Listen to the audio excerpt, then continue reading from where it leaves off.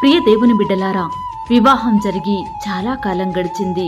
100 సంవత్సరాల వయసుకు చేరుకున్నారు. శారా గర్భం ఉడిగిపోయింది. అబ్రహాము వృద్ధాప్యానికి చేరుకున్నాడు.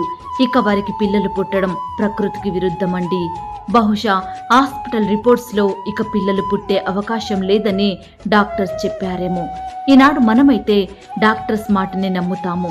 రిపోర్ట్స్లో ఉన్నదే జరుగుద్దనుకుంటాము. స్కానింగ్లో వచ్చినదే నిజమనుకుంటాము.